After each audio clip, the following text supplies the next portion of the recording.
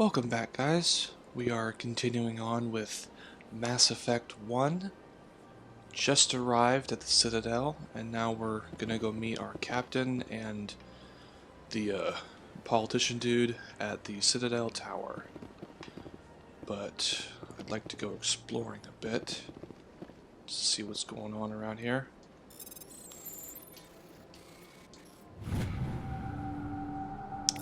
Alliance Patrol report. Captain Hendrickson reported some unusual energy readings during patrol of the Argos Rho cluster. She had particular concerns about the Hydra system, but was recalled before her team could investigate further. No patrols are scheduled for that sector. Do we want to send in a recon team?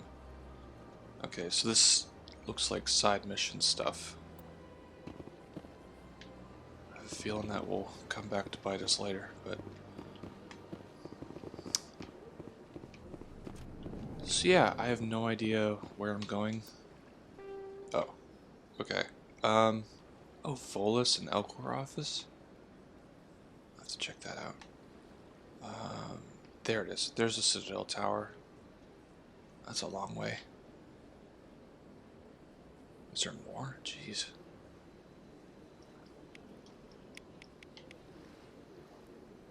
Okay. Alright, well, I know we're supposed to go directly to the tower, but I kind of want to check out everything, because I have a feeling if I go to the tower, I'm just going to be pushed onto another story mission, so... Yeah, we're just going to go exploring in this video, just for a little bit, just seeing what's going on. Whoa. I understand what you're saying, but these allegations The heck are very those things? serious. I can't just... This is serious. My reputation is at stake. I spoke with the consort in confidence, and her alone, and she betrayed that confidence. All right. I will look into it for you. In the meantime, do not do anything rash. Huh, okay. So this guy's in trouble. Hello there, human. Sincere apology, but I am here on business and cannot be distracted right now. Why is he talking like that? You seem distressed. Is there something I can do to help? Alarmed response.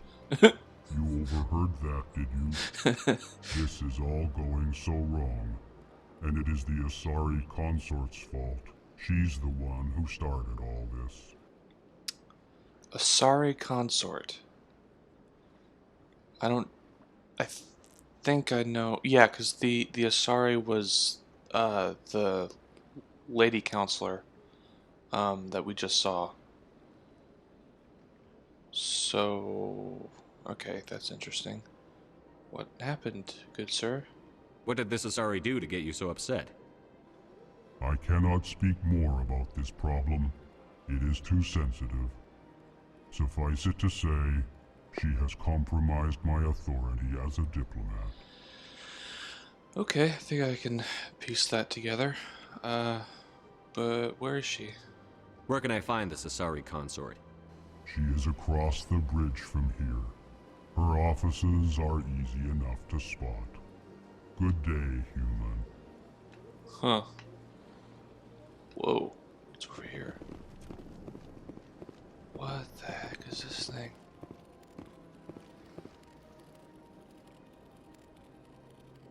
Hello?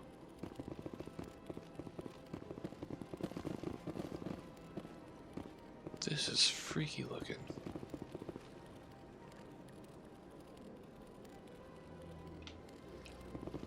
That's cool. I'm sure I'll get an explanation at some point. But, yeah, these two seem like they're talking, so maybe this guy would know more. Pleased greeting. Human, it is always good to see your kind. I am Ambassador Kalen. Genuine query. Is there something I can do for you this day? Okay, he seems nice. I really like the way these guys talk, it's funny. Yeah, what's up with that? Why do you explain what you're about to say? Our people communicate less through words and more through scent and slight movements. Oh. Plainly, we discovered our vocal expression was not enough to convey the feelings of our conversations to other species. Why do you bother, Kalen? These Earth Clan don't really care about our ways. Remorseful response, Din. You don't truly believe that, and if you do, I am very sorry for you. Okay, so I guess the small guy isn't exactly our biggest fan. Tell me more about your species. Genuine enthusiasm. I delight in telling the history of my people. It is agreeable to share our culture with others. Okay, so... Tell me about the history and origins of the Elcor. The Elcor were just beginning to explore Council space when the Asari first made contact with us. With their help, we discovered the relay closest to our system, and from there the Citadel. Proudly, within one lifetime we established a regular route to the Citadel, and quickly became one of the more active species living on this great station. Huh. So the Asari were the ones that, I guess, gave them access to the Citadel? I'd like to know more about the culture of the Elcor. Frankly, we Elcor prefer the safety and familiarity of our own colonies to the confines of space travel. Our society is built on small, tight-knit groups, though we are always welcoming to outsiders. Our government tends to be very stable. Our people are not very comfortable with sudden changes. That actually sounds really nice. Huh. What do you do here? Well, obviously he's an ambassador. Modestly, I work to bring the problems and the requests of the Elcor groups to the attention of the Council. Ha! They only give us these positions to keep us quiet. The Council doesn't care about our races. Chastising rebuke. Your tone is inappropriate, Din. This human is not to blame for your malcontent or your misconceived suspicions. Okay, so he seems like a nice guy. Goodbye, Ambassador. Sincere farewell. Good day to you, human. Enjoy your time on the Citadel. Sure is peaceful here. This place is a little too perfect. Like they're hiding something. Okay, you need to chill out. Okay, what's up with this guy? Is that like... is that like a suit he's wearing? Or is that like... a mix? That's cool. Earth Clan, you are in the wrong place, I think. Your ambassador is next door in the large office. Chastising remark. Don't be so rude, Din. At least introduce yourself. I am Din Korlak, Volus ambassador. Is there something I can do for you, Earth Clan?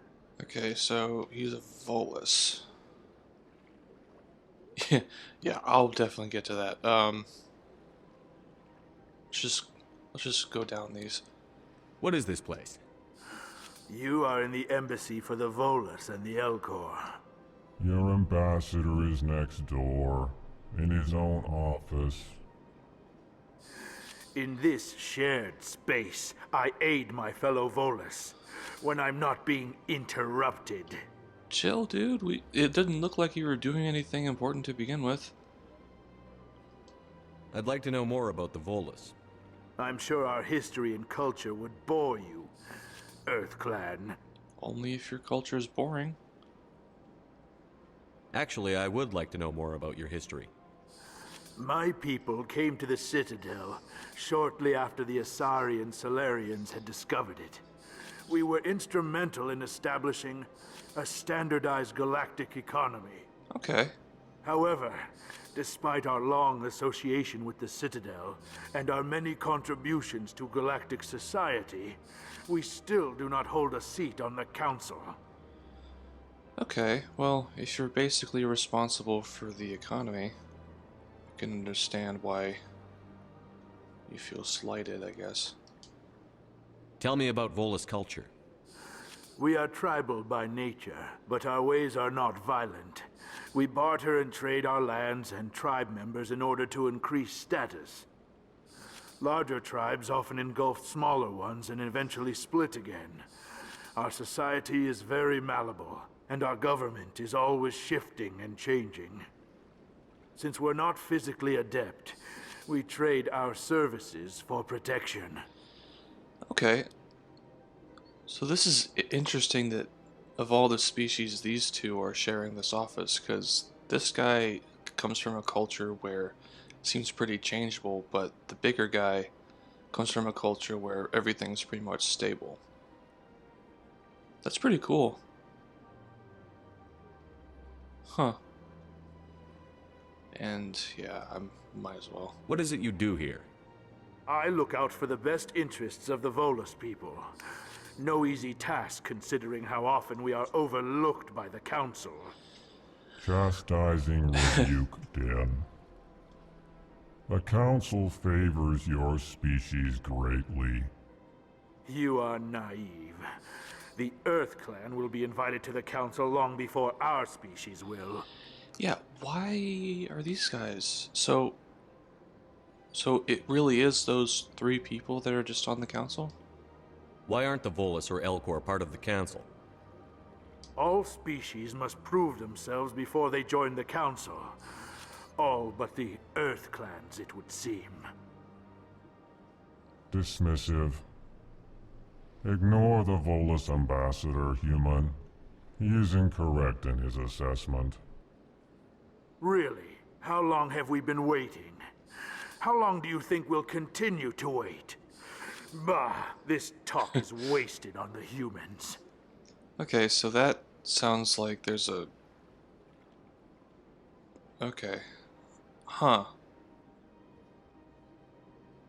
So, species have to prove themselves before they're let onto the council? That seems like a... kind of a open-ended qualification. They can pretty much deny anybody. That's sucky. Man. I guess even in space politics, things suck. Yeah, why so cranky? You seem to have a bit of a chip on your shoulder, Din. You humans are new to the Citadel, and yet the Council has granted you great favor. Chastising rebuke, Den. Your species has always been granted many concessions. Volus territory has expanded tenfold since coming to the Citadel. Details. We still have no real say in the decisions that affect Citadel space. Okay. I guess I can see both sides of that. Huh. Yeah, I better keep moving. This is only one room. Goodbye, Ambassador. Yes, yes. Good day, Earth Clan. I know this may seem sad, but I kind of want to change his opinion of me, because I feel like that would go a longer way to bettering human relations in this game. Because it seems like not everybody is our biggest fan, which is fine. That doesn't have to happen in real life, but still. Okay, guess I can't go over there yet. Whoa. Welcome to the Presidium. Allow me to be your guide. Okay, so this, I think, is an Asari? Good day, Commander. The human ambassador is up the stairs, first room on the right. You know who I am? Yes, I receive reports on all newly arrived dignitaries and notable people. Cool. What is this place? This is the Presidium. More specifically, you are at the Citadel embassies. If you have more questions, please access Savina. What's that? Oh, Avina is the virtual guide for the Citadel. Feel free to access the terminal yourself. What's your name? What do you do here? My name is Saphiria. I'm the administrative assistant for the embassies. Okay, side note, that's a really pretty name. You seem to be distracted. The embassies are the hub of all Citadel politics. When you represent trillions of citizens, it tends to get a little busy. I get that. Alright. Cool. I should be going now. Have a pleasant day. Okay. That's Welcome Avina. to the Presidium. Allow me to be your guide. Exposition time. Greetings and welcome to the Presidium. My name is Avina, and I am pleased to be your virtual guide throughout this level of the Citadel space station. Yeah, let's stick with neutral. What does that mean? I am a fully interactive virtual intelligence, programmed to provide spontaneous guidance at predetermined locations of interest throughout this level of the Citadel. I may also be contacted through any of the Presidium VI terminals, should you require assistance. Okay, so she's everywhere, basically. Give me the tour. You are standing at Presidium Tourism Terminal 1. On either side of this lobby are the embassies of the various Citadel races, along with CSEC headquarters. On the far end of this level, you can see the Citadel Tower, where the Council meets regularly to discuss matters of interstellar importance. I want to know more about Citadel security. Citadel security serves as law enforcement for all regions of the Citadel, though the majority of officers serve in the wards. Executor Palin, a Turian, is the current head of CSEC, but individuals from virtually every species across Citadel space serve as officers beneath him.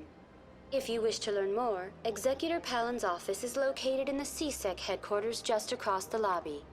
Okay, we'll definitely check in with that guy.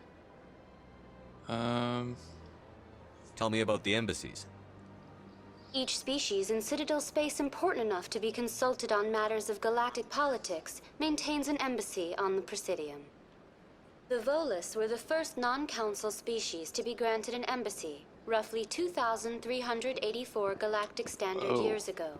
As Citadel space has expanded, more embassies have been added. The most recently added embassy belongs to your own species, humanity.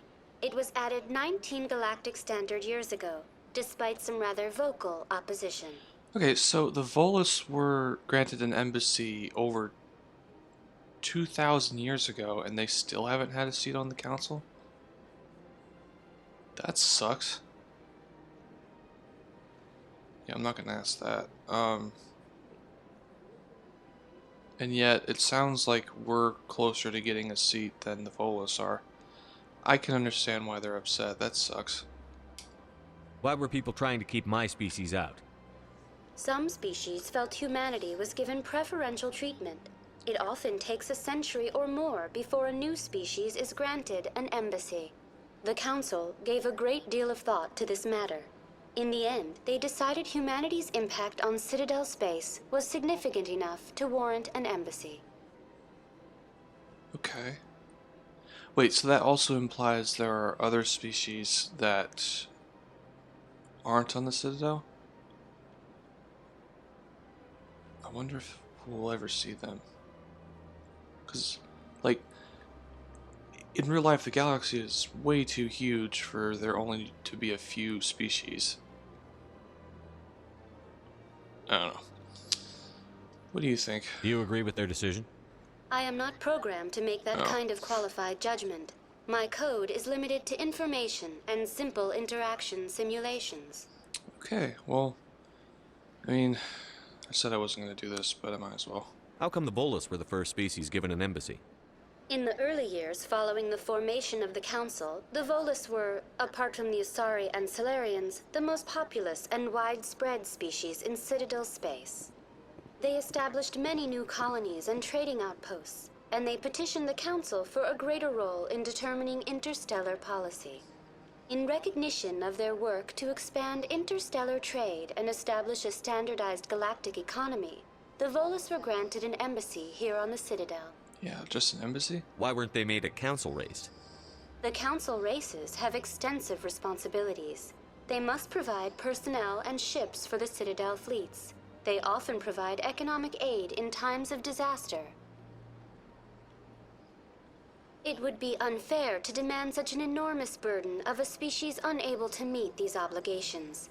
The embassies allow lesser species to have a voice on the Citadel. Okay, well, I guess that's...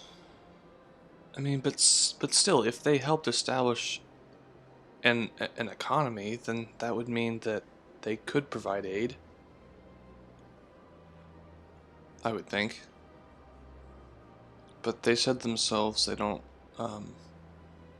like have an army or anything. Yeah, but calling them lesser species? That's pretty damn arrogant. Okay, I didn't mean to be... I apologize if my personality has offended you. Please submit all formal complaints in writing to the Citadel Tourist and Visitor Board. Okay, let's move on here. Do you know anything about specters? The term Spectre is derived from the branch of Special Tactics and Reconnaissance. Each Spectre agent is handpicked by the Council. Their primary role is preserving galactic stability and resolving volatile situations that cannot be handled through normal political channels. In this role, they are granted extraterritorial rights and jurisdictions. Spectres answer to no law or authority except the Council itself. Okay. What can you tell me about the Citadel Council? Originally, the Council consisted of representatives from the Asari and Solarians, the two dominant species in Citadel space. Roughly 1,304 galactic standard years ago, Turians were invited to join the Council in recognition of the role they played during the Krogan Rebellion. Since then, the three Council races have worked together to ensure the peaceful coexistence of the galactic community, while preserving individual autonomy for each species. Huh. It can't be as simple as that. There must be problems somewhere in the system. I am not programmed to make that Okay. kind of qualified judgment. The code is limited to information and simple interaction simulations. Okay, let's go explore. Goodbye. Goodbye, and thank you for using Avina. Please enjoy your visit to the Citadel. Okay, it says we have codex entries. I know I said I'm not going to dig into a lot of this, but just kind of want to get broad strokes about people. The Elcor are a Citadel species native to the high-gravity world Dakuna. They are massive creatures, standing on 4 muscular legs for increased stability. Elcor move slowly, an evolved response to an environment where a fall can be lethal. This has colored their psychology, making them deliberate and conservative. Okay. Elcor's speech is ponderous and monotone. Among themselves, scent, slight movements, and sub-vocalized infrasound convey shades of meaning that make a human smile seem as subtle as a fireworks display. Okay. The Geth are a humanoid race of networked AIs. They were created by the Quarians 300 years ago as tools of labor and war. When the Geth showed signs of self-evolution, the Quarians attempted to exterminate them. Oh. The Geth won the resulting war. This example has led to legal, systematic repression of artificial intelligences in galactic society. The Geth possess a unique distributed intelligence. An individual has rudimentary animal instincts, but as their numbers and proximity increase, the apparent intelligence of each individual improves. In groups, they can reason, analyze situations, and use tactics, as well as any organic race. Geth space is located at the trailing end of the Perseus Arm, beyond the lawless Terminus systems.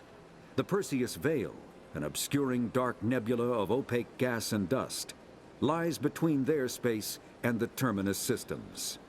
Okay, that's a lot of information. I mean, we knew they were created by the Quarians, but I didn't know that the Quarians basically attempted to kill them all.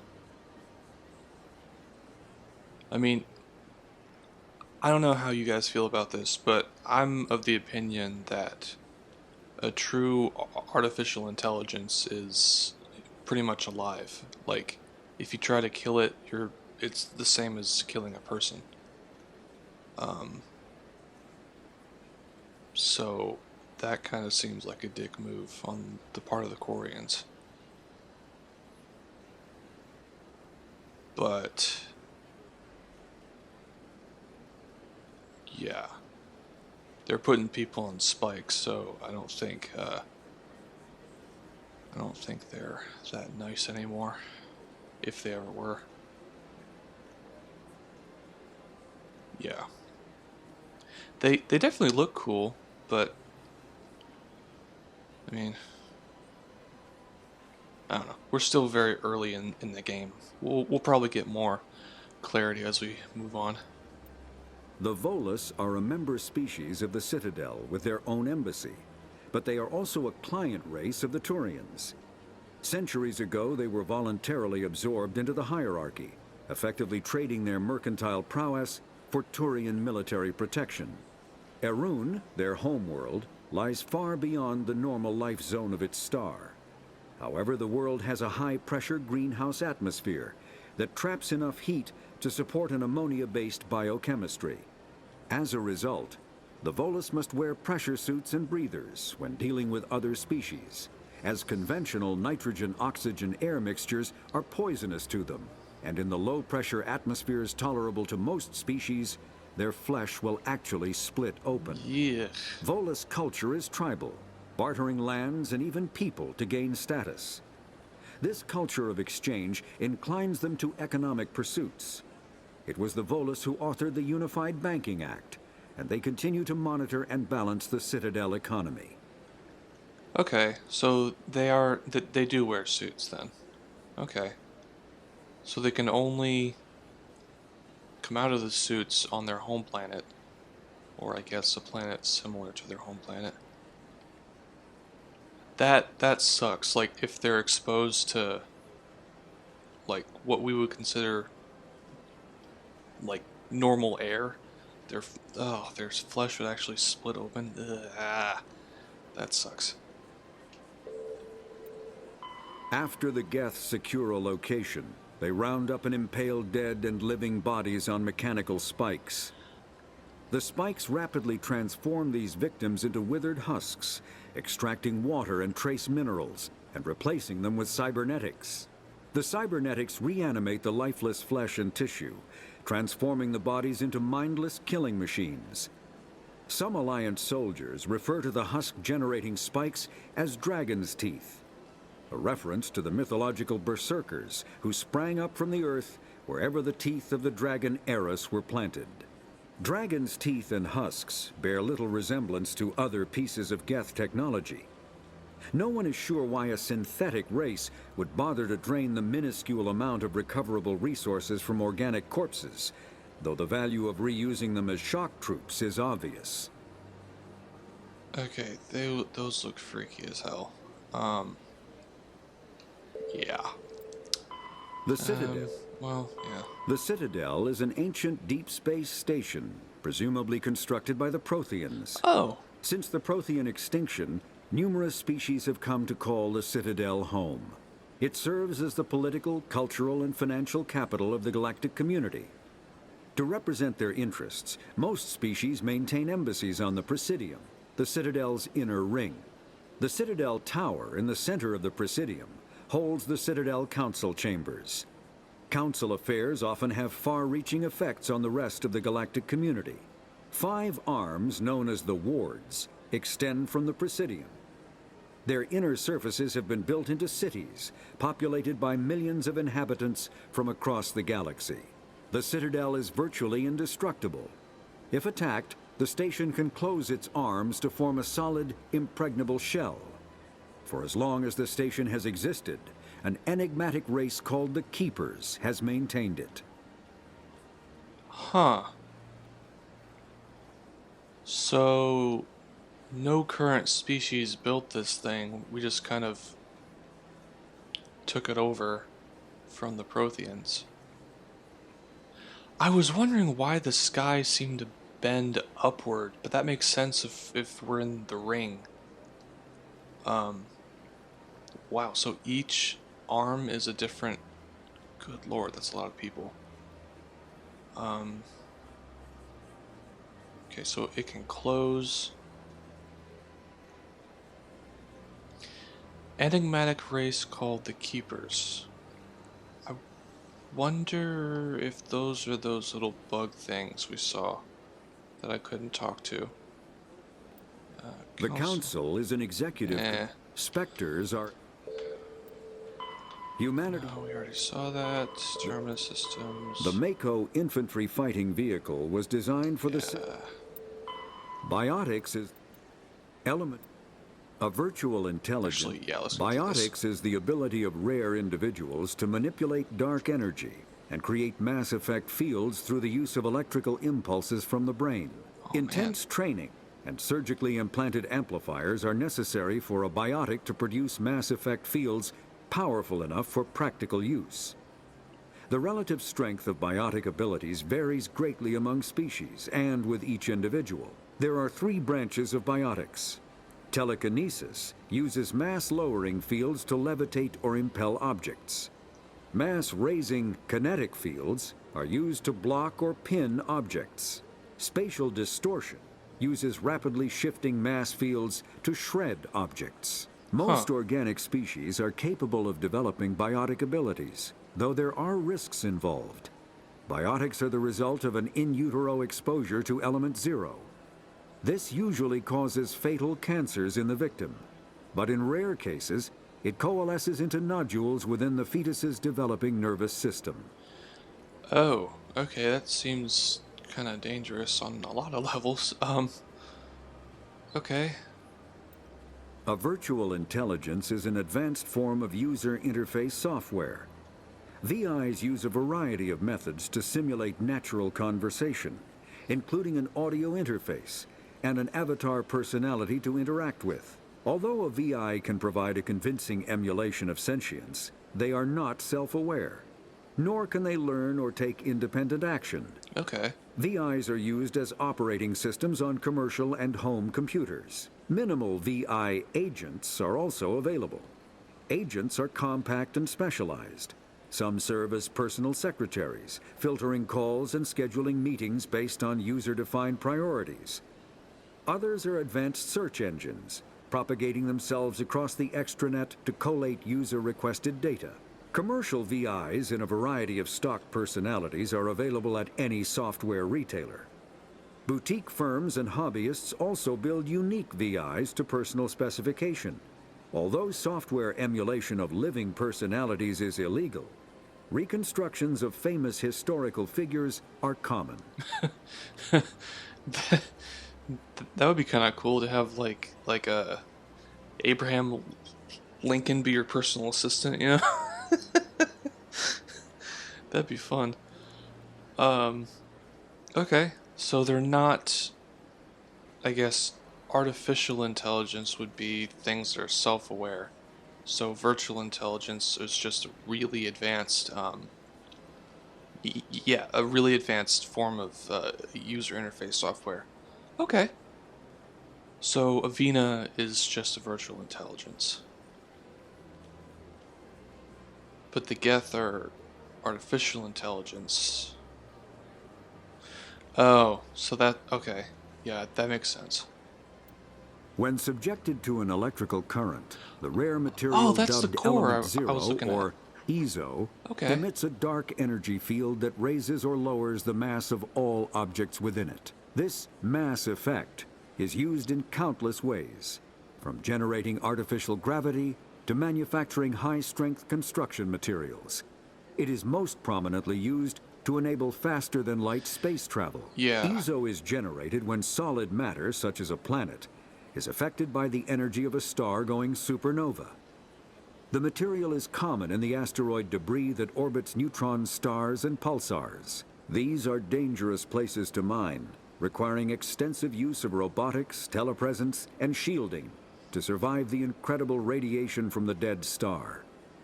Only a few major corporations can afford the setup costs required to work these primary sources. Humanity discovered refined Element Zero at the Prothean Research Station on Mars, allowing them to create mass effect fields and develop FTL travel.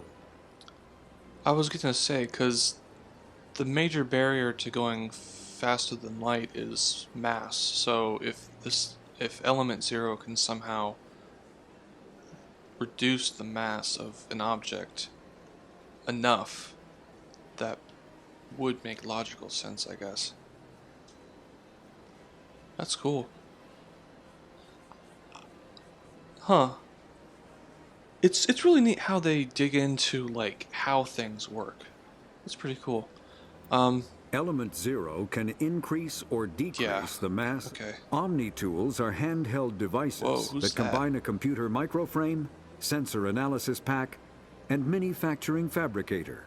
Versatile and reliable, an Omni-tool can be used to analyze and adjust the functionality of most standard equipment, including weapons and armor, from a distance.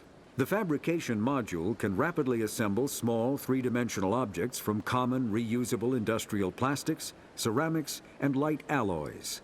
This allows for field repairs and modifications to most standard items, as well as the reuse of salvaged equipment. Omni-tools are standard issue for soldiers and first-in colonists. Okay, these seem really useful. Like, they can generate three-dimensional objects. That's awesome. Like, is it an implant like with biotics? And who is this person in the picture? Because that's not a human, I don't think. Must be a new species. Huh. I know I skipped over council races, so let's just go over here. The Asari were the first species to discover the Citadel. Oh. When the Solarians arrived, it was the Asari who proposed the establishment of the Citadel Council to maintain peace throughout the galaxy. Since then, the Asari have served as the mediators and centrists of the Council. An all-female race, the Asari reproduce through a form of parthenogenesis. They can attune their nervous system to that of another individual of any gender and of any species to reproduce. This capability has led to the unseemly and inaccurate rumors about Asari promiscuity. Asari can live for over 1,000 years, passing through 3 stages of life. In the maiden stage, they wander restlessly, seeking new knowledge and experience. When the matron stage begins, they meld with interesting partners to produce their offspring. This ends when they reach the matriarch stage, where they assume the roles of leaders and counselors. Huh. That's a lot of information. So they're an all-female race, and they can pretty much reproduce with anybody. That's cool. This capability has led to unseemly and inaccurate rumors about the Asari promiscuity. Yeah, that would, yeah. That's cool. They can live for over 1,000 years. That's awesome.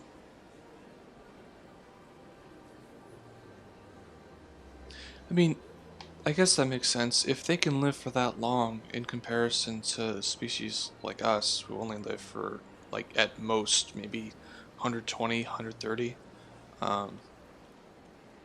it would make sense they're more of the middle of the road people in politics, because they kind of see things from a larger perspective, I guess. And Roughly we already saw them. 50,000 years ago, the Protheans were the only spacefaring species in the galaxy. They vanished in a swift galactic extinction. Only the legacy of their empire remains. They are believed to have built the mass relays and the Citadel, which have allowed numerous species to explore and expand throughout the galaxy. Prothean ruins are found on worlds across the galaxy. While surprisingly intact for their age, functioning examples of Prothean paleotechnology are rare. Time and generations of looters have picked their dead cities and derelict stations clean. Some believe the Protheans meddled in the evolution of younger races. The Hanar homeworld of Kajay, for example, shows clear evidence of former Prothean occupation. The presence of a former Prothean observation post on Mars has caused a rebirth of interventionary evolutionists among humans. These individuals believe the god myths of ancient civilizations are misremembered encounters with aliens. That's a very interesting idea. I mean, that's... Huh. Okay, so we have another species here, the Hanar. I don't know if we'll ever see them, but that's cool. So they were vanished in a swift galactic extinction? That doesn't sound good. Huh. Yeah, and we already got that. Yeah. Alright, let's just continue on exploring. Oh, that's cool. A lot of information, guys. Sorry if you're not a fan of digging through stuff like that. By accessing transit terminals like this one, you can travel directly to specific... Okay, so that saves you having to walk everywhere. That's nice. I'm sure I'll use that at some point, but I kind of do want to walk around.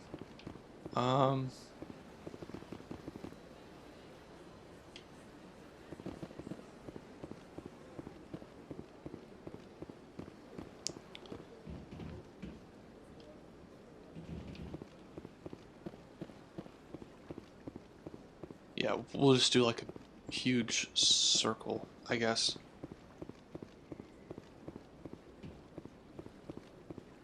To the embassies is that way, to the Citadel, Tower, and wards. Okay. So this is where we were gonna go anyway.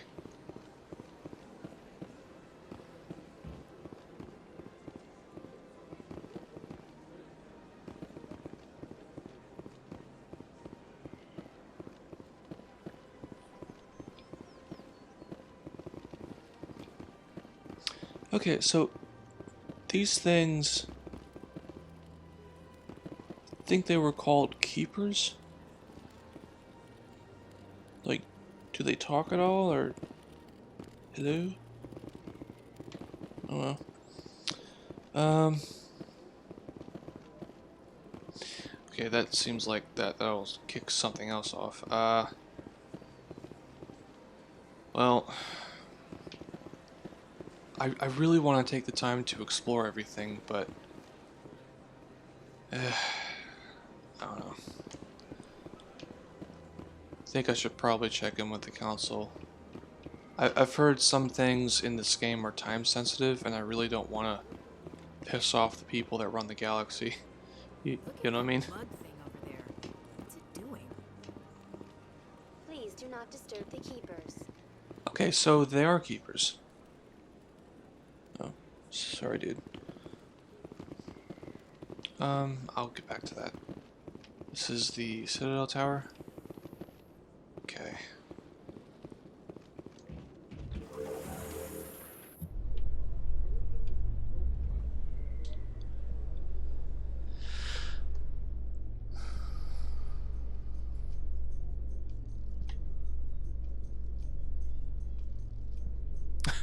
The council isn't going to ask me any questions, are they? I doubt it. We've made our reports. Now we just have to trust Ambassador Udina. No, we don't, sir. Yeah, I'm with Ash on this one. I'm not a huge fan of politicians.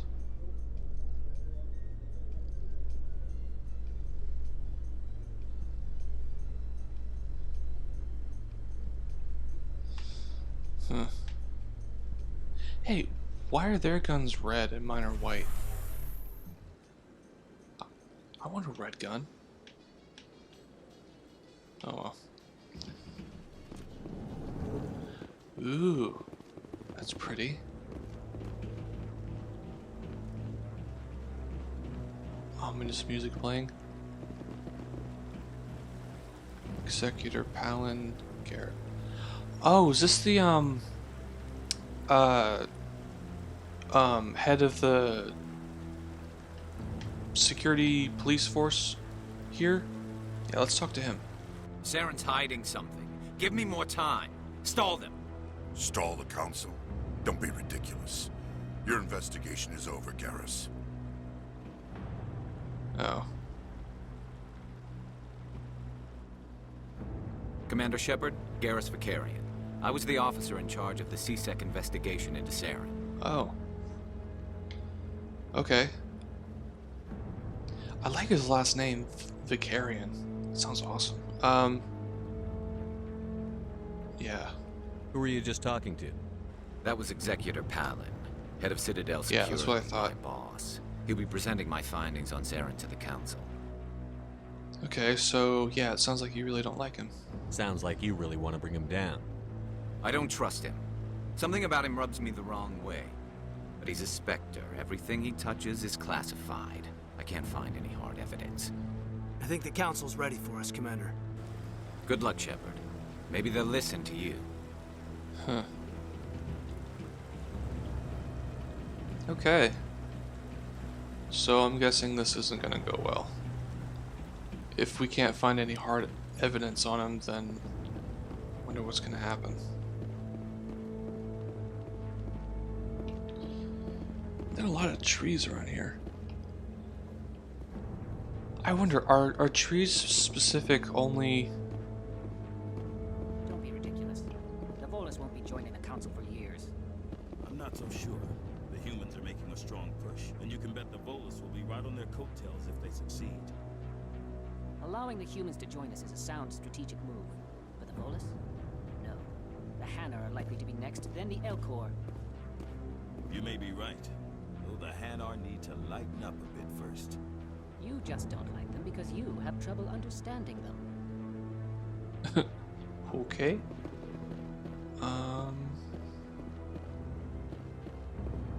There's another one of those things. What's it doing?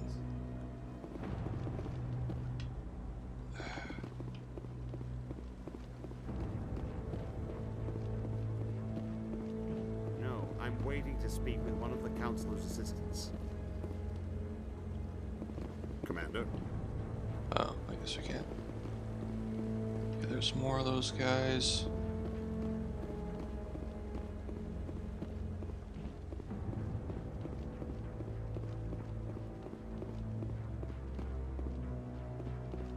Hey, there's Captain. The hearing's already started. Come on.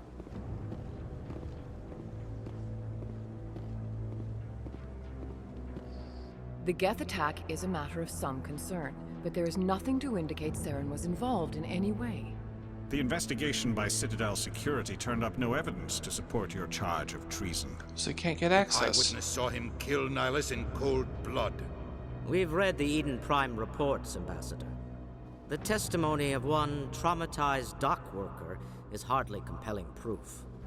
I resent these accusations. Wait, he's here? Nihilus was a fellow Spectre and a friend.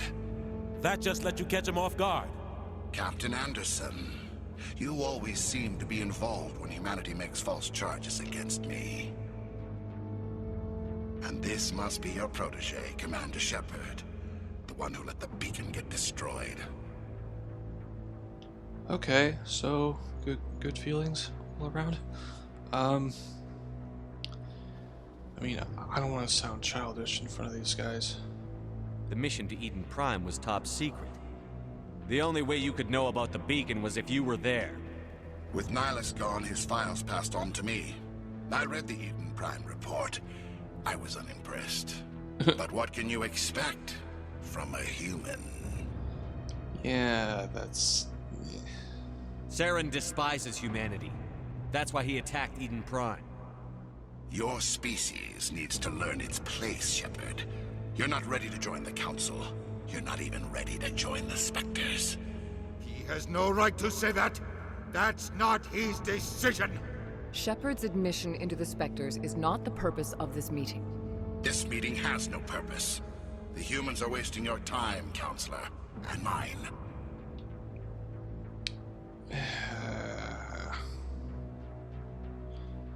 Everybody seems to be just sitting on their hands. Except, ironically, our dude. Saren's hiding behind his position as a Spectre. You need to open your eyes. What we need is evidence. So far, we've seen nothing. There is still one outstanding issue. Commander Shepard's vision. It may have been triggered by the beacon. Are we allowing dreams into evidence now? How can I defend my innocence against this kind of testimony? I agree. Our judgment must be based on facts and evidence, not wild imaginings and reckless speculation. Okay. Do you have anything else to add, Commander Shepard?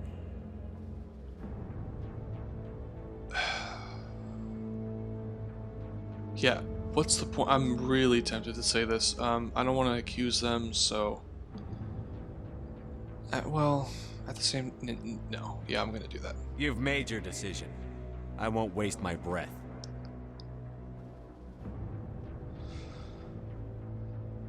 The Council has found no evidence of any connection between Saren and the Geth. Ambassador, your petition to have him disbarred from the Spectres is denied. I'm glad to see justice was served. This meeting is adjourned.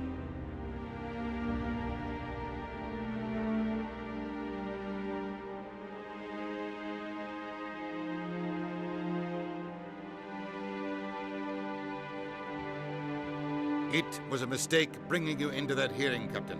You and Saren have too much history. It made the Council question our motives. I know Saren.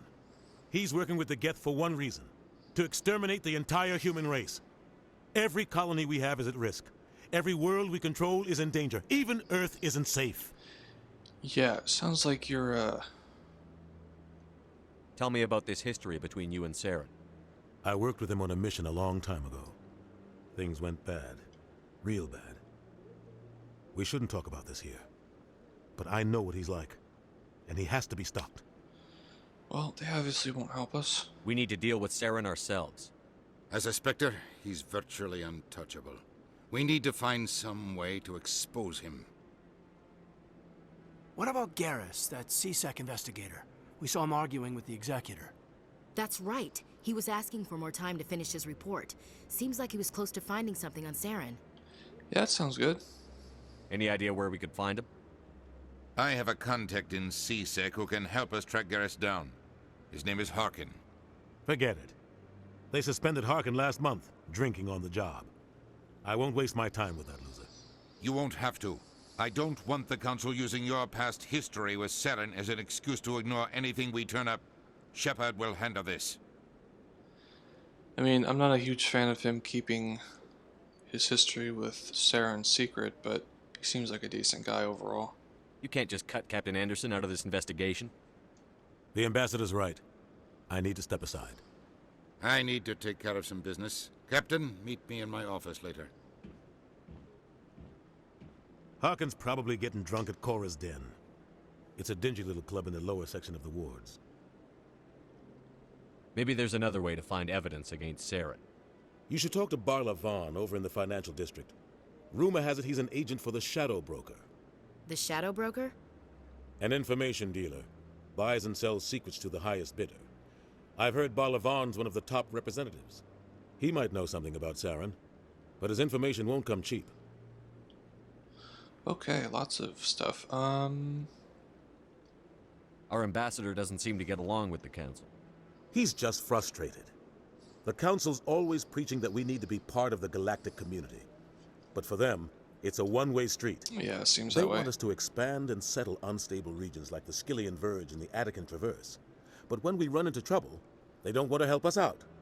Everyone knows it's only a matter of time until we get a seat on the Council. The ambassador just thinks it should happen sooner rather than later. And I agree. Yeah, let's just dig into more of this. You don't think much of Harkin. The guy joined CSEC about 20 years ago. He's been an embarrassment to our species ever since. Roughing up suspects in custody, bribery accusations, alcohol and drug use. The embassy used to step in when he got in trouble. But I guess enough was enough. Yeah, then why keep him The guy's around? a scumbag. He should have been cut loose a long time ago. He was one of the first human CSEC officers. Guess it would have looked bad if he got fired. A lot of backroom deals were worked out over the years to keep him on the force. Politics is a dirty business sometimes, but it looks like his time's run out. We've got enough humans in CSEC now to stop protecting him. Yeesh. Okay, I want to know more about the Spectres. They're not your typical government agency. They tend to work alone, behind the scenes. They take care of problems the Council can't. It's not easy preserving peace across an entire galaxy. The Council prefers to use diplomacy and negotiation.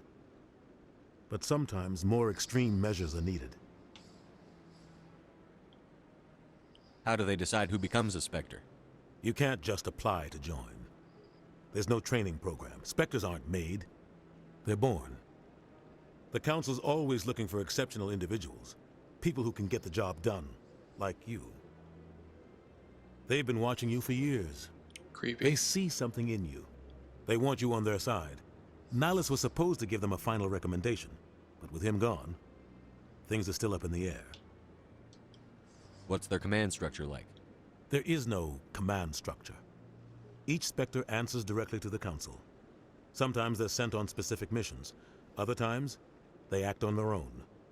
They tend to operate outside the law, do whatever it takes to accomplish their goals.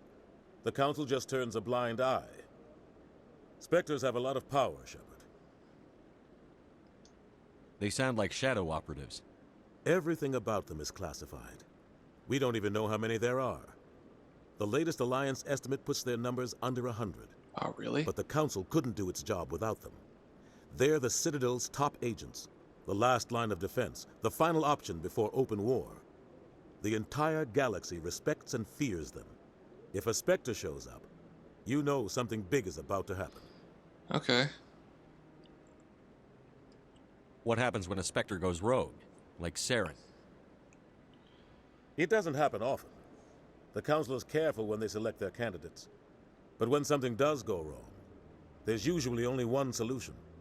Send another Spectre to bring the rogue agent down. Okay. Yeah, what's up with the Shadow Broker? Tell me more about the Shadow Broker. He's a necessary evil of galactic politics. Buying and selling information is a part of the game. And the Shadow Broker just happens to be the best player on the field. Okay. Always sells to the highest bidder. Doesn't get involved in politics. Doesn't pick sides. A simple system, but it works. He's not a threat to anyone, not directly. He's just a resource we can use, or she is. Or maybe they are. Nobody really knows. Okay, they sound pretty important. We'll keep them in mind. Tell me about Barlavon. He specializes in moving large sums of money without leaving a paper trail. A financial genius, doesn't do anything illegal, but he knows all the loopholes. He's got an impressive client list. Ambassadors, diplomats, Spectres. That's probably why the Shadow Broker uses him. I wonder if Saren uses him. Like, if we can somehow... Because he said Spectres, so maybe... Oh, well, that's probably why he wants me to talk to him. You and Saren have a history. What happened? About 20 years ago, I was part of a mission in the Skillian Verge. I was working with Saren to find and remove a known terrorist threat. Saren eliminated his target, but a lot of people died along the way, innocent people. And the official records just covered it all up. But I saw how he operates. No conscience, no hesitation. He'd kill 1,000 innocent civilians to end a war without a second thought.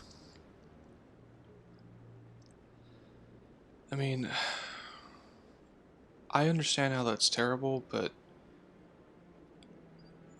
especially on the galactic scale, if we're dealing with populations in the trillions, in the hundreds of trillions potentially, if a couple thousand people have to die to stop a war between them, then I can understand. Still sucks, but nothing about war is awesome. But yeah. Killing innocents doesn't end wars, it causes them. I know how the world works, Commander. Yeah. Sometimes exactly. You're forced to make unpleasant decisions. But only if there's no other way. Exactly. Saren doesn't even look for another option. He's twisted, broken. He likes the violence, the killing. And he knows how to cover his tracks. Okay, well, let's go then. I should go. Good luck, Shepard. I'll be over in the ambassador's office if you need anything else. Okay. So we got some stuff to do now.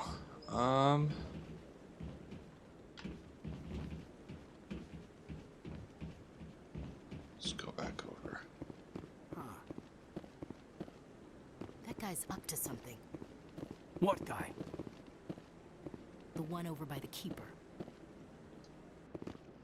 What? Oh, no, I wasn't. Never mind.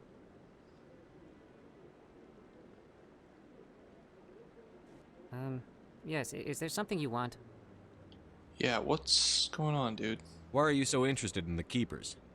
Keepers? I've got no interest in the keep... Don't get coy. I know what I saw.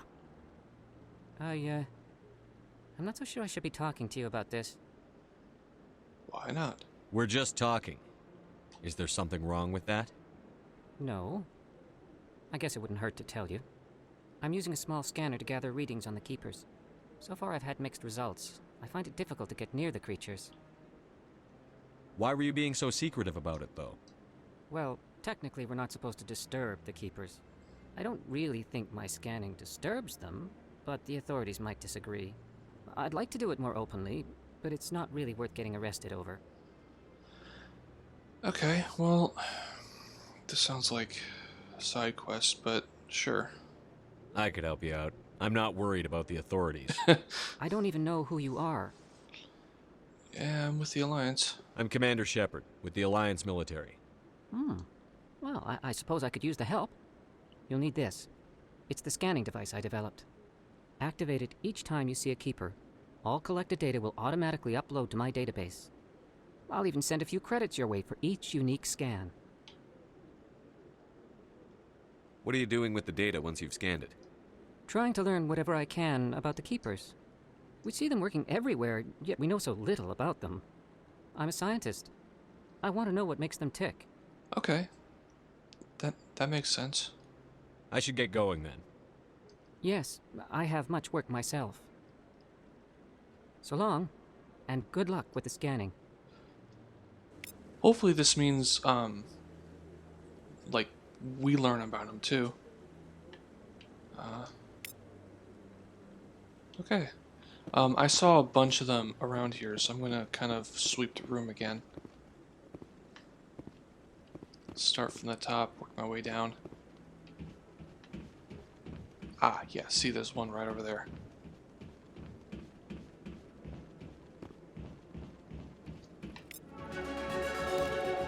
Oh, cool, I leveled up. Alright, they're running over there. I don't think so. Let me just pop over there real fast.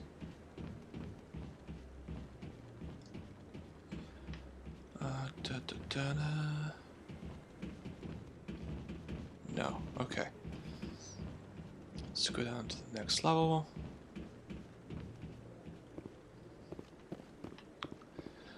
Sorry if this seems like a boring side quest to you guys, but No, I just want to ask a couple of questions. these kind of open world games, I have a feeling that these small little quests will build up after a while. No, I haven't spoken to him before. This is the first time I've requested an audience. Like, when I was playing the Arkham games, I got way more out of the story by doing all the little side quests.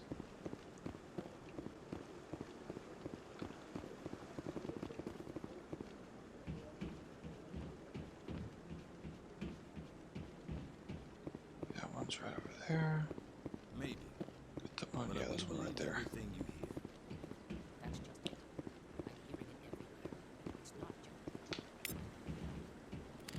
Okay, I'm assuming they're everywhere, so as I do my tour, I'll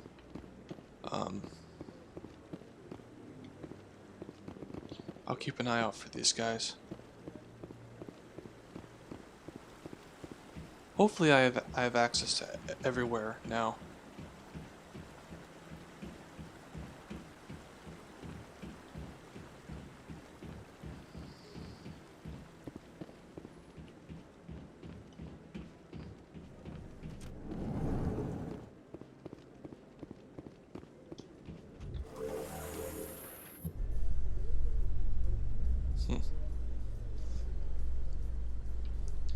Well, that went well.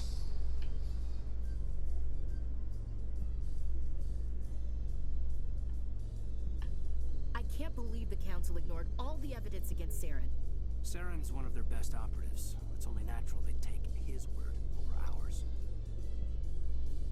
Oh, So now we just chase leads while this smug Turian runs around with his Geth troopers. That's politics, Chief. I hate politics. Yeah, I gotta side with Ash on this one too.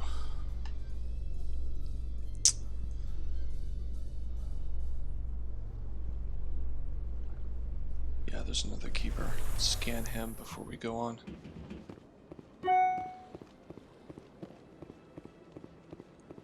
Sorry, that was my email. Welcome to Presidium Tourism Terminal 2. You are standing near the base of the Citadel Tower, one of the Presidium's most recognizable and important structures.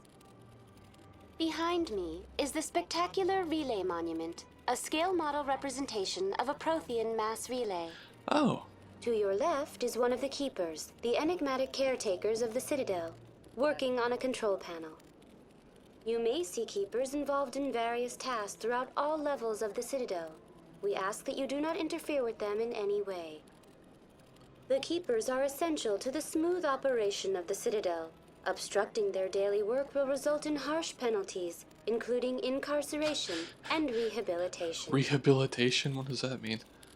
Yeah, let's... Tell me about the Relay Monument. Discovered by the Asari who first arrived at the Citadel, the Relay Monument is one of the station's most interesting and controversial features. What is the meaning behind this striking piece of art? Is it a tribute to Prothean vanity? A reminder of their conquest of the galaxy through mass relay technology? Or perhaps it is a symbol of unity, a Prothean acknowledgement that the relays would eventually lead other species here to the Citadel. No one can say for sure, making the Relay Monument a favorite topic of discussion among academics and scholars. Okay.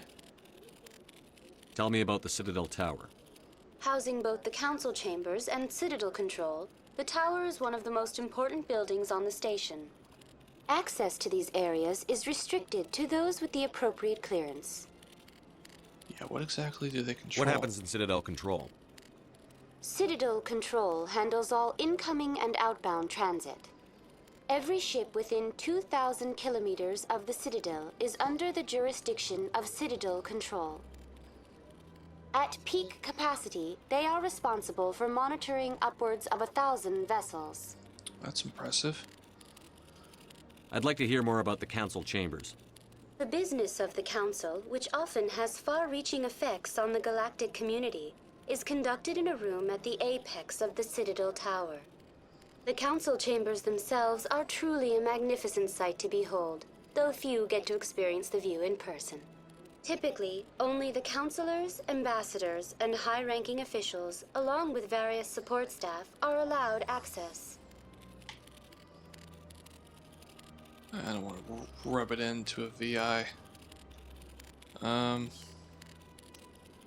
like to know more about the Keepers. Little is known about these peaceful servants of the Citadel, though they are essential to the operation and maintenance of the entire station. Citadel regulations protect the Keepers against interference during the performance of their tasks. Failure to comply will result in harsh penalties. Keepers can be seen in all sections of the Citadel, but are typically found in and around the tower. Any particular reason there are so many Keepers in this area? The Keepers do not communicate with other species. It is assumed, however, that the tower houses the Citadel's primary control systems. Many of the station's systems, such as navigation and life support, function automatically. It is believed the Keepers operate those systems from inside the tower's inaccessible core. The Keepers also make frequent appearances in the Council Chamber itself, though they appear to be just passing through on their way to some other destination. Huh, so nobody can access, like, the internal parts of the ship? That's scary. That's all for now. Thank you for using Avina. Have a pleasant day. Okay. Please do not disturb the Keepers. Well, tough.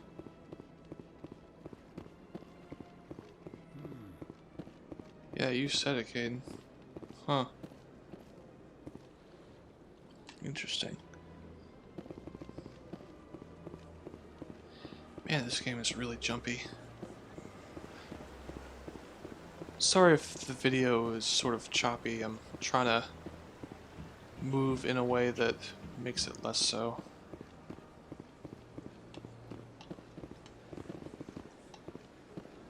Yeah, that goes back to that stairwell.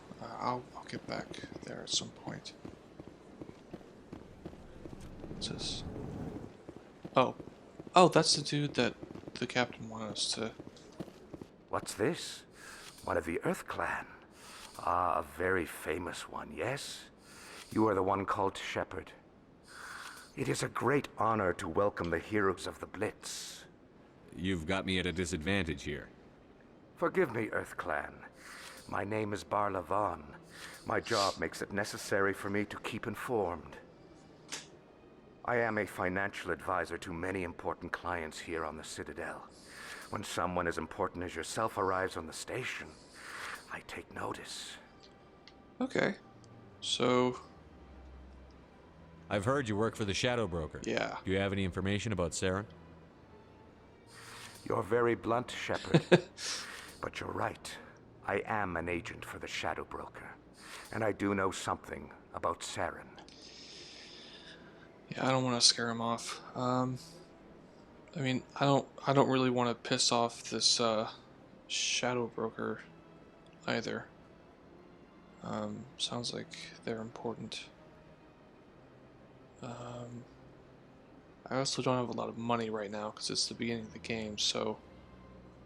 I hear your information can be expensive. Normally, this information would cost a small fortune. But these are exceptional circumstances, so I am going to give it to you for free. What's the catch? There is no catch. The Shadow Broker is quite upset with Saren right now. They used to do a lot of business, until Saren turned on him. Oh. Okay. Yeah. That's what happens when you deal with a traitor like Saren.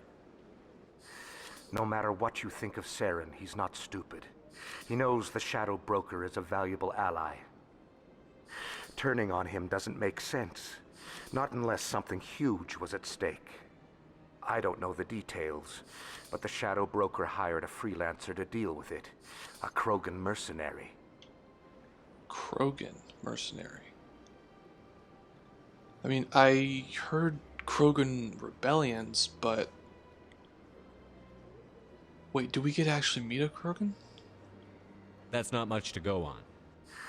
I just told you that the most famous Spectre in the galaxy betrayed the Shadow Broker. Quite a bargain, considering the price. Speak with the Krogan if you want to learn more. Yes! I heard he was paying a visit to Citadel security. If you hurry, you might catch him before he leaves the Academy. Yeah, why is he down there? Isn't it strange that a Krogan would want to speak with Sisek? Very. However, I doubt the visit was entirely his choice. You'll need to speak with him if you want to know more. Tell me more about your job. Galactic finance is incredibly complex. A mix of laws and regulations from dozens of interstellar economies. Yeah, I can imagine. I'm an expert in how all these economies interact. For a fee, I share my expertise. I also offer premium services for those clients who need someone to conduct business without drawing unwanted attention. Discreet and efficient. That's my motto. Okay. That seems cool. Sounds pretty shady. Oh, yeah, that too. Everything I do falls completely within the bounds of interstellar commerce law. Even so, many of my clients would prefer their transactions remain undisclosed. For example, suppose a Hanar ambassador was petitioning the council to reduce tariffs on Hanar goods. How would it look if he had money invested in a Hanar exporting company? Even if his true motives were to help his people, he would be accused of advancing the petition for his own personal gain. I can keep his personal finances private. Okay, that makes sense. I'm not gonna accuse him of being a thief here. Tell me more about the Shadow Broker. Most people think I deal in finances, but my real currency is knowledge. I trade information, and it has made me very wealthy. I can imagine. But the Shadow Broker is the true master. Every day he buys and sells secrets that could topple governments, always giving them to the highest bidder. Yet somehow he never seems to upset the natural balance of power. All those secrets being passed around seem to even out. Nobody ends up with an advantage in the end. That's a really smart way of playing it. Any guess what his identity might be? I don't know. Nobody does. The Shadow Broker could be any race, any gender. I have a theory that it's actually an entire group working under one identity. How else could they juggle so many contacts at the same time? How else could they keep all that information from getting crossed? But they've got the perfect setup. Every government is forced to play their game so they don't get behind. But no matter how long you play, no matter how many secrets you buy, you can never win. I mean, that sounds like a really interesting business model. I thought you'd know more about the man you work for. From time to time, I come across information I sell to the Shadow Broker. That's my only involvement. I like it that way. The more you know, the more dangerous the game becomes. I don't like danger, Commander. I'll leave that to you. That makes sense. What's it like living here on the Citadel? The station is without a doubt the greatest wonder in the galaxy. It is a technological marvel, but its true splendor goes much deeper than the hull and engines. From the Presidium to the wards, the entire station is a testament to the success of the Council. All the species of Citadel spaced together in a single, strong community.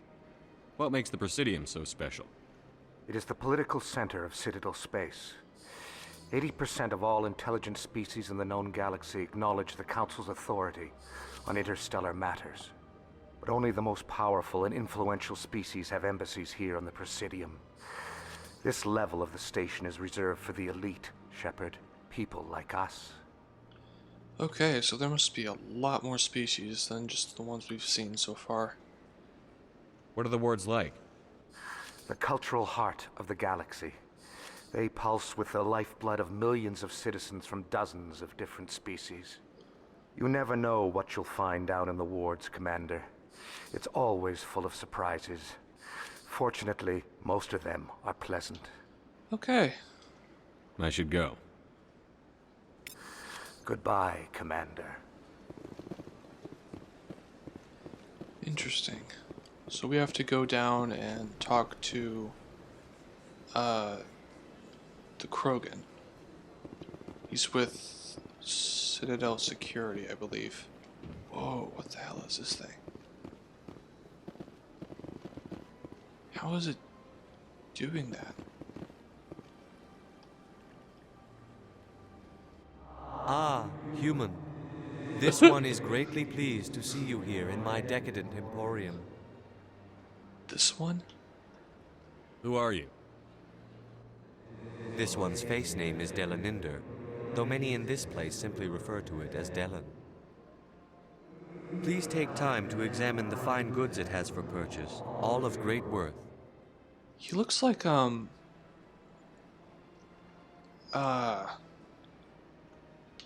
crap. He looks like a really huge,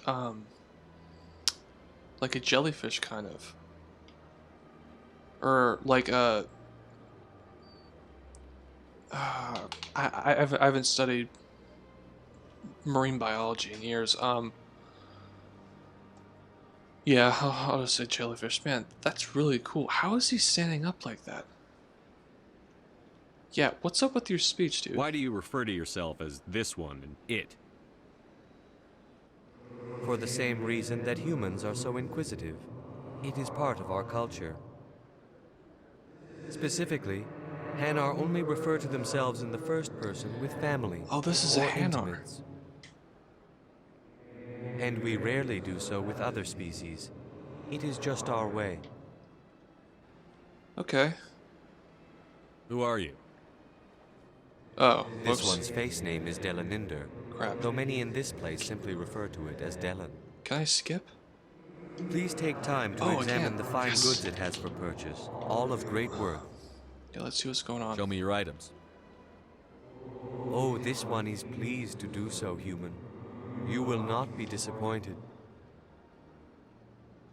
View non-human armor. So, does that mean eventually I'll recruit aliens? Dude, that'd be awesome.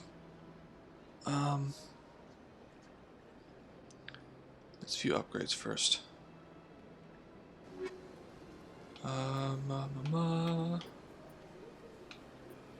Okay. Sure, I'll get back to that. Commander, it is good to see you again. Would you care to see some of its fantastic items? Show me your items. Oh, this one is pleased to do so, human. You will not be disappointed.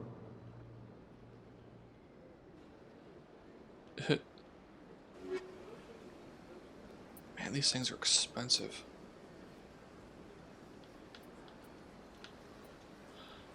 Wait, so I'll eventually have a dude, I'll have Quarian, Krogan. Oh, this is gonna be awesome. I feel like, cause I remember the supply specialist down in our ship needed licenses, and they seem pretty cheap. So, what's back here?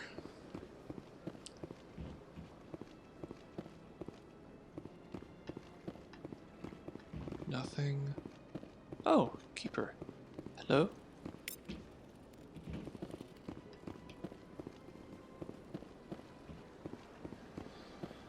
Okay, that is freaky. Wait, do we have a codex update on him? The Elko. Yes. The Hanar are a Citadel species known for excessive politeness. They speak with scrupulous precision and take offense at improper language. Hanar that expect to deal with other species take special courses to help them unlearn their tendency to take offense at improper speech. All Hanar have two names. The face name is known to the world. The soul name is kept for use among close friends and relations. Hanar never refer to themselves in the first person in conversation with someone they know on a face name basis. To do so is considered egotistical. So instead they refer to themselves as this one, or the impersonal it. Their homeworld, Kajay, has 90% ocean cover and orbits an energetic white star, resulting in a permanent blanket of cloud. Due to the presence of Prothean ruins on the world, many Hanar worship them, and Hanar myths often speak of an elder race that civilized them by teaching them language. Huh. Okay. But how do they stand up like that? Are they like telekinetic, or I don't know. When the Asari discovered the Citadel, they also discovered the Keepers, a docile, multi-limbed insect race that seemingly exists only to maintain and repair the Great Prothean Station. Early attempts to communicate with or study the Keepers were failures, and it is now illegal to interfere with or impede Keeper activity. Because they are completely non-threatening, Keepers have become virtually invisible to everyone else. Similarly, they seem indifferent to other species, except for their tendency to help new arrivals integrate themselves into the Citadel. No matter how many Keepers die due to old age, violence, or accident, they maintain a constant number. No one has discovered the source of new Keepers, but some hypothesize they are genetic constructs, biological androids created somewhere deep in the inaccessible core of the Citadel itself. That is interesting. So they were here before everybody else, before the Asari discovered the Citadel. And nobody can talk to them, and everybody ignores them. That's kind of scary.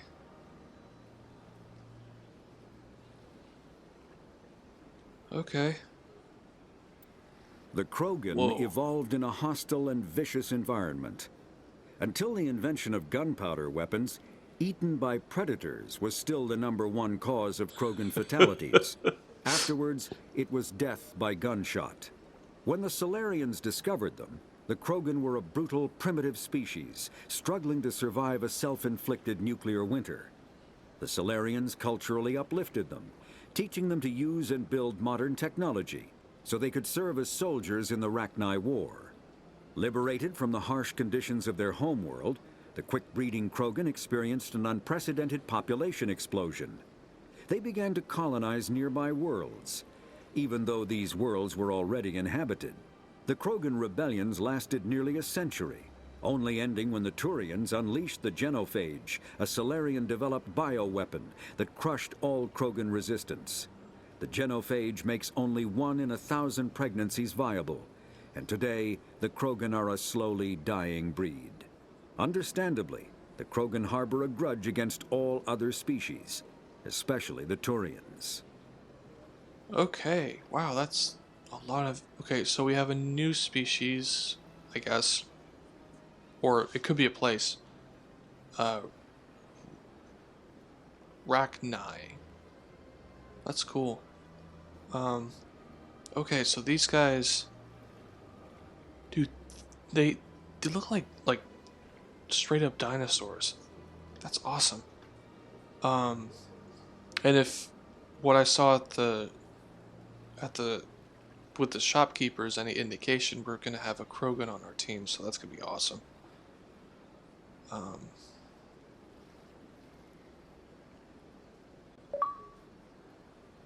whoops. I guess it's been too long.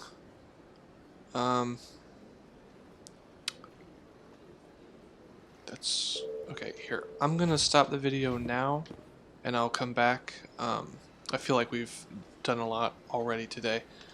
But thank you guys for watching. I'll be sure to get a new video up as soon as possible.